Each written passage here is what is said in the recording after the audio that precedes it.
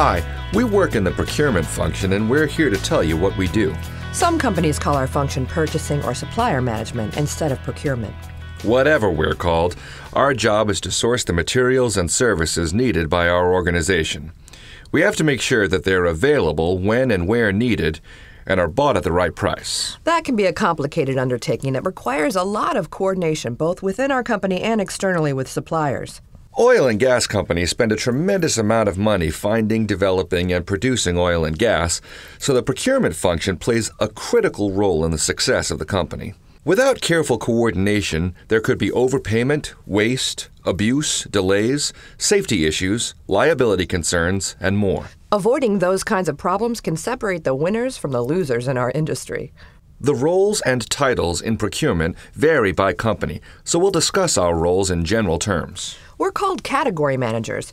No one can be an expert at everything, so the procurement department divides the supplies and services that our company buys into manageable categories, like drilling, well completion, facilities, operations, office services, IT services, and so forth. We've each been assigned a category, and we support the functional groups that use the supplies and services within our categories. We work with those groups to understand their issues and needs and project our future requirements for key supplies and services based on their input and our business plans. We simultaneously analyze and interact with the supplier markets to try to make sure we'll always be able to get what we need under favorable terms. Part of our role is to serve as an information conduit, making sure our users are aware of new products and developments in the marketplace, and encouraging suppliers to make further developments that will lower our costs or increase our capabilities. Sometimes we encourage new vendors to enter a market in order to improve our options. A big part of our job is to coordinate activities for our categories within our company. That's needed because we have several regional offices that do similar types of work, and each region has an embedded procurement group to make local purchases. We want to coordinate buying activities across those regions for key items so that we can approach suppliers as one big global customer rather than several smaller regional customers. As you can imagine, this helps us get better pricing and service overall. Our role can also help drive some best practices and standardization across our company. A lot of that happens naturally through management directive and idea sharing among peers. However, we can reinforce good practices through purchasing controls. For example, if our management feels that a particular type of equipment works better for a common application, then we can instruct the regional purchasing groups not to process orders for anything else. That doesn't always make us popular, but it's not a popularity contest. Small companies might not have enough business to support separate category manager positions, and even some big companies might blend our roles with other positions. However, one way or another, every company that is critically dependent upon suppliers needs to be cultivating relationships and planning ahead. Hi. We do what's called strategic sourcing, which involves helping category managers develop and implement their supplier strategies. Category managers often need help because some categories are broad enough to be divided into several significant subcategories. For example, the drilling category includes rig contracting, site preparation, mud supplies, bits, directional drilling services, casing and cementing services, tool rentals, logging services, waste disposal, and more. Each of these subcategories could have different suppliers and different market dynamics, and the suppliers and dynamics could vary by region. Since we need to have coverage in each of our operating regions, and we typically want to be able to use more than one supplier in each region, that can be a lot to manage. We're each assigned one or more subcategories, and we have to become the in-house gurus about the products, markets, and users for each subcategories. If the subject matter is highly technical, then we generally have to have a technical background. We study market trends and conduct vendor comparisons. We track our company's purchase volumes and get guidance from the category managers about how our requirements are likely to change in the future. We then develop contracting strategies that we think will optimize our position going forward. For example, if we think something we need is headed for short supply, which could drive up prices and impact availability, then we might stock up on the item or enter into long-term supply contracts. On the other hand, if an item is readily available from several vendors, then we might avoid long-term commitments and continuously look for the lowest price. If a supplier dominates a market, we might give support to the smaller vendors or encourage other suppliers to enter the market. If a supplier sells in multiple categories, we might link discussions across categories to leverage our importance to the supplier. The list goes on. Keep in mind that we're already operating with a huge network of suppliers and contractors, and there are a lot of important relationships that have been built over time. We don't start from scratch at the beginning of each year, and some of our supply arrangements are signed for several years at a time. However, we continuously evaluate vendor performance, look for improvement opportunities, and make sure that we can get what we need. Depending on the circumstances, we might select vendors and establish terms through either competitive bidding or direct negotiation. We only include vendors that we think can meet our safety, quality, and reliability standards. The pricing methods can vary. It might be as simple as an agreed price schedule or a percentage of the supplier's published list prices. However, sometimes we create alliances with vendors so that we share risks and rewards. For example, that might involve minimum volume commitments, a volume variable price, performance incentives, or a cost-plus formula. Our best vendors are like partners. We rely on each other and we benefit and suffer together. Hi, we're responsible for contract administration. Our group either prepares or helps prepare agreements that are used in procurement, and we maintain both physical and electronic contract files. You've already heard about strategic procurement, and we support the effort to get those high-volume agreements in place. Those agreements account for about half of our dollar volume, but the companies behind those agreements make up less than 5% of our suppliers.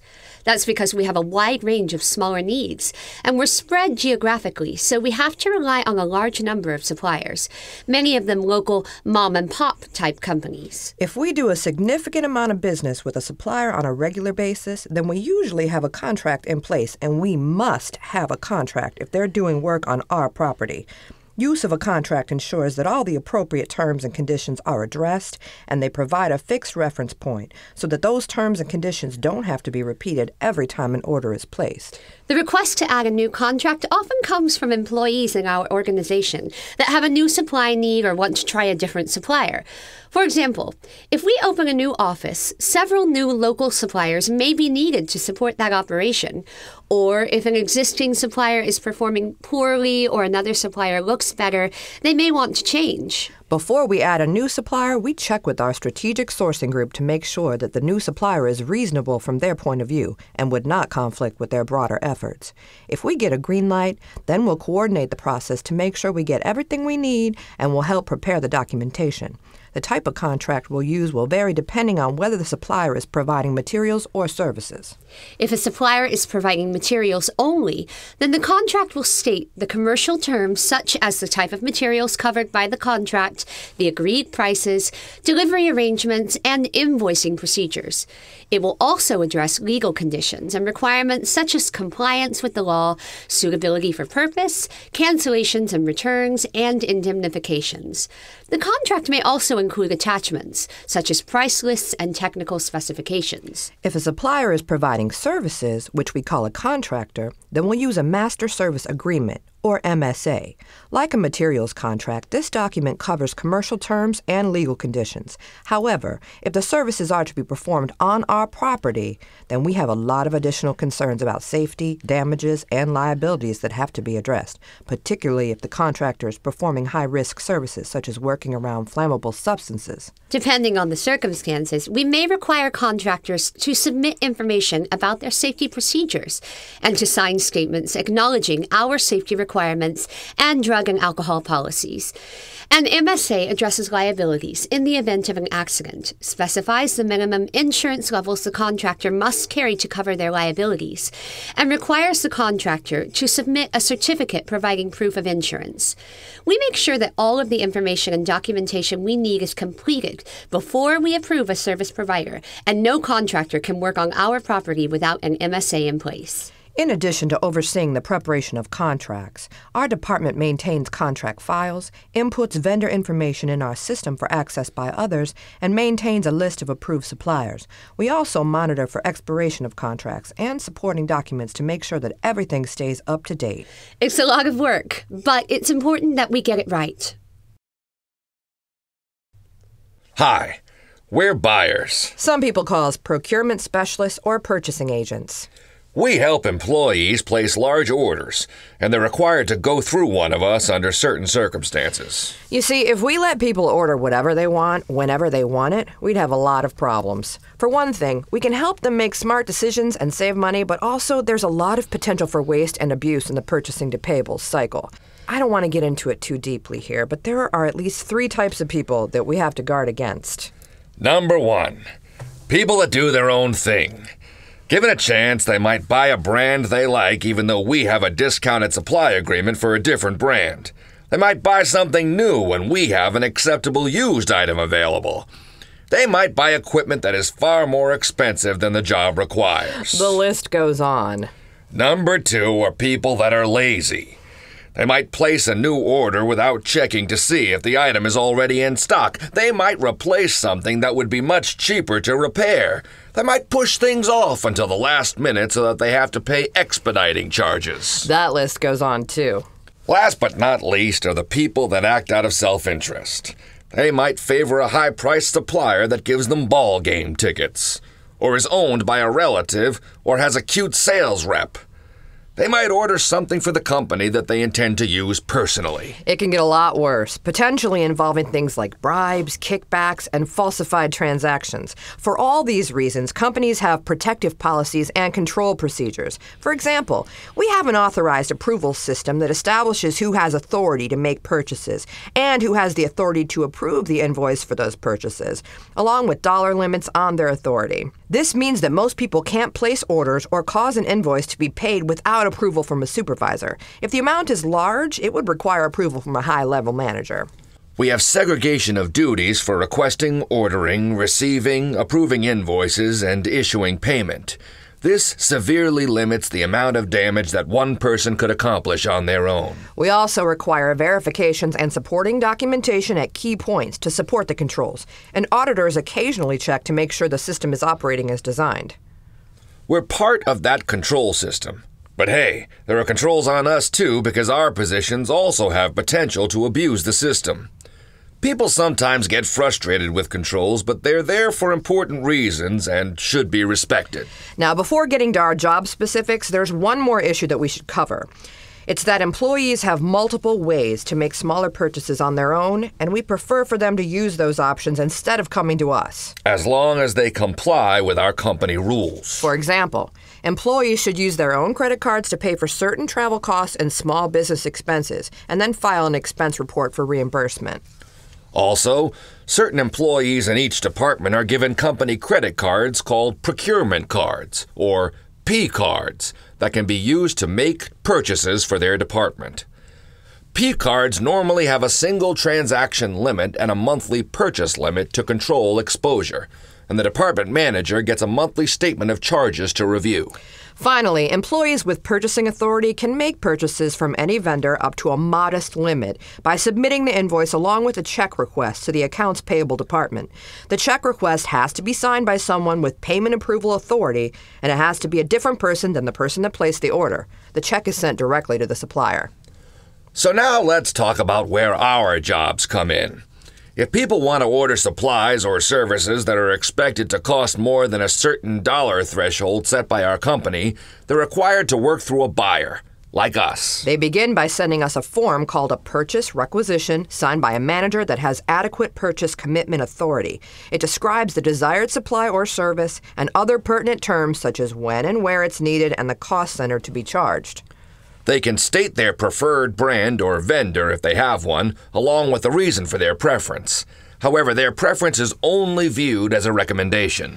We start by looking to see if we have the item in stock. If not, we have guidelines to follow about placing new orders.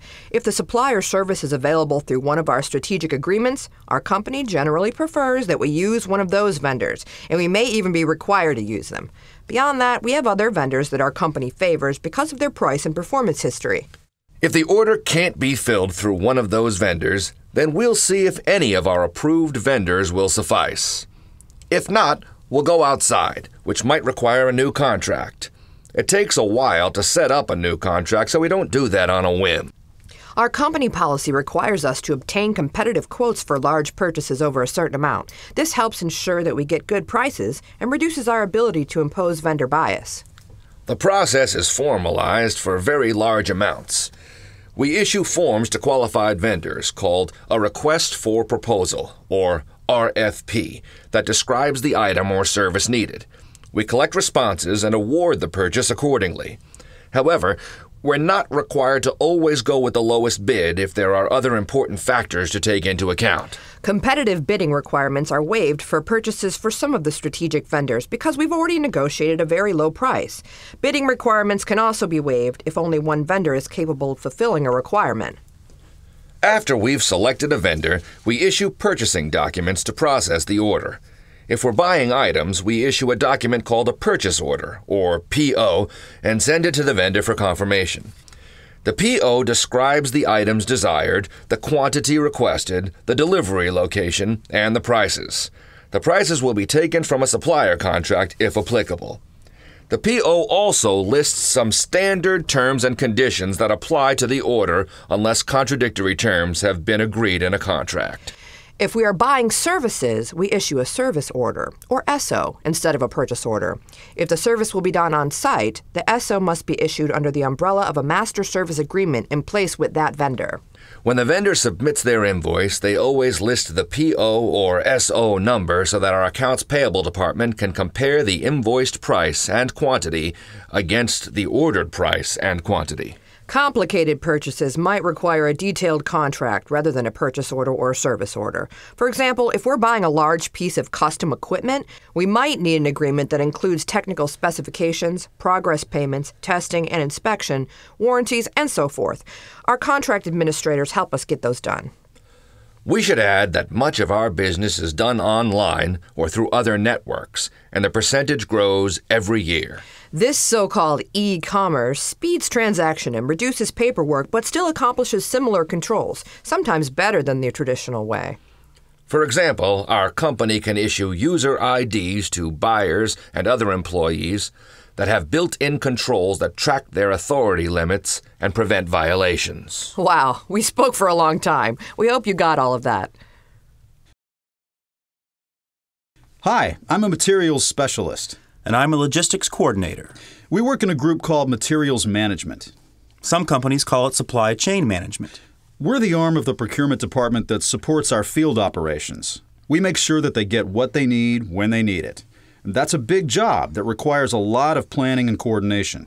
To begin with, we keep an inventory of key items for field use, and we have warehouses at multiple field locations throughout the world. Those warehouses have some common needs, but also some unique needs, depending on the type and phase of operation at a particular location. Some countries require that we buy supplies and services locally, which means they have to handle more things on their own. We don't stock everything we use in inventory because it wouldn't make sense.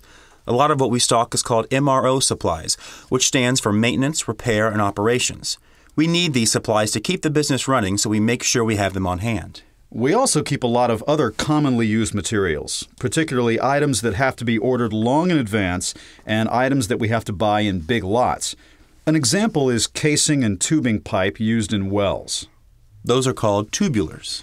When market supply is short, we have to plan far in advance and place big orders. When tubulars arrive, we put them in inventory and transfer both the pipe and the costs to individual wells as it's needed. If something's left over, we put it back in stock. We also inventory a lot of spare parts for our equipment, plus used equipment that came back to us for reuse. Our department manages the ordering, delivery, receipt, stocking, safekeeping, distribution, and cost tracking of inventory items. With our inventory management system, we always know what we have in stock, what's reserved, what's on order, and when it should arrive. Our inventory system is smart and tells us when we need to order something and how much to buy. To do that, it tracks the current inventory level and the usage rate for each item.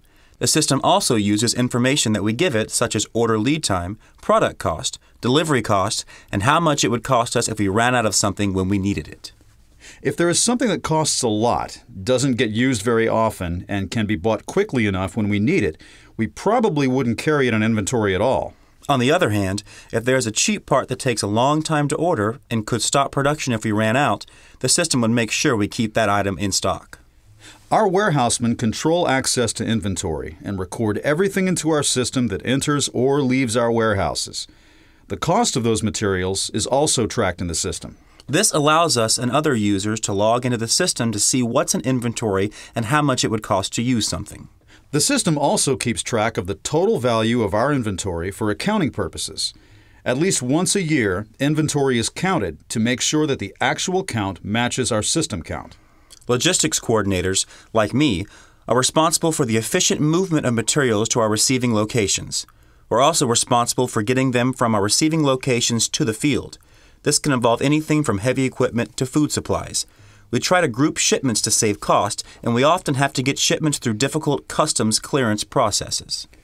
When vendors deliver supplies and materials to our receiving locations, we inspect them to make sure that they're undamaged, and we verify that the vendor's delivery ticket matches what they've actually delivered. That's important because they'll invoice us for what's on that ticket. The delivery ticket should include our PO number, which makes it easy for us to pull up the purchase order so that we can make sure the delivery matches the order. We then record the receipt into our system. When the vendor sends the invoice to accounts payable, they'll include the PO number on the invoice for reference. The accounts payable department can then verify that the vendor is set up in our system as an approved vendor, that the invoice materials were both ordered and received, and that the invoice prices match the PO. If everything checks out, they can pay the invoice. If any of those control points are missing, they have to go for additional approvals. It wouldn't be easy to get by those controls. Well, that's it from all of us. If you work in the oil and gas industry, you should take a course from Energy Training Resources. Their one-day course will show you how your role fits into the industry and will provide information that will help you interact better with other functions. Longer courses are also available that cover broader areas and go into more detail.